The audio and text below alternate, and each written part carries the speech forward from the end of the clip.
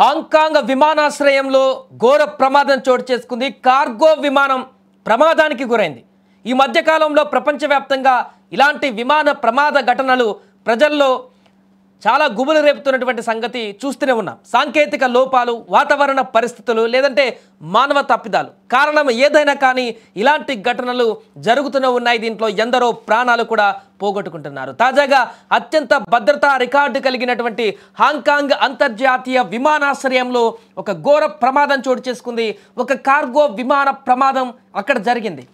ఒక టర్కీకి చెందినటువంటి భారీ కార్గో విమానం రన్వేపై ల్యాండింగ్ సమయంలో ఒక వాహనాన్ని ఢీకొని ఏకంగా సముద్రంలోకి దూసుకువెళ్ళింది. ఈ ఘటనలో విమానాశ్రయానికి చెందిన 2 గ్రౌండ్ సిబ్బంది కూడా మృతి చెందారు. ఈరోజు వేకువజామున హాంకాంగ్ అంతర్జాతీయ విమానాశ్రయంలో ఈ యొక్క ఘోర ప్రమాదం జరిగింది.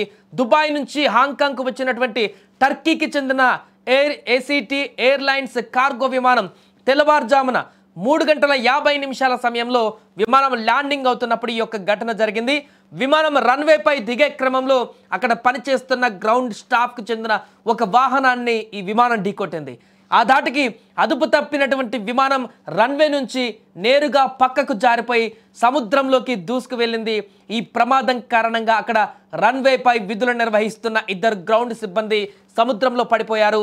వారిని రక్షణ సిబ్బంది వెంటనే రక్షించి సమీప ఆసుపత్రికి తరలించారు. కానీ దురదృష్టవశాత్తు చికిత్స పొందుతూ వారు మరణించారు అని సివిల్ ఏవియేషన్ విభాగం వెల్లడించింది. అయితే విమానంలో ఉన్నటువంటి 4 సిబ్బంది మాత్రం స్వల్ప గాయాలతో సురక్షితంగా బయటపడ్డారు.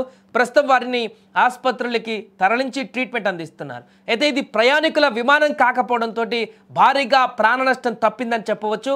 కార్గోకు సంబంధించిన విమానం కాబట్టి అందులో వస్తువులు తప్ప, సరుకు తప్ప ప్రజలు ఎక్కువ లేకపోవడంతో ఈ యొక్క ప్రమాదంలో ప్రాణ నష్టం తప్పింది. ప్రమాదం జరిగినటువంటి వెంటనే అధికారులు అక్కడ అప్రమత్తమయ్యారు. సేఫ్టీ మెజర్మెంట్స్ అన్నింటిలో భాగంగా ఆ రన్వేను వెంటనే తాత్కాలికంగా మూసివేశారు.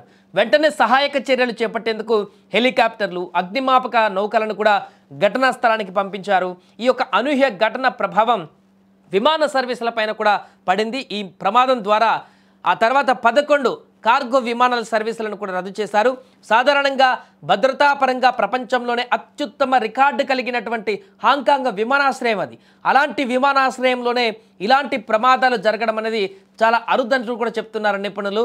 ప్రస్తుతం ఈ ఘటనపైన మరింత స్థాయి దర్యాప్తు అయితే కొనసాగిస్తున్నారు. పూర్తి స్థాయిలో ఎందుకు జరిగింది, ఎలా జరిగింది, ఎక్కడ తప్పిదం నెలకొంది అనేటువంటి దానికి సంబంధించి కూడా పూర్తి ఎంక్వైరీ అయితే కొనసాగిస్తున్నారు.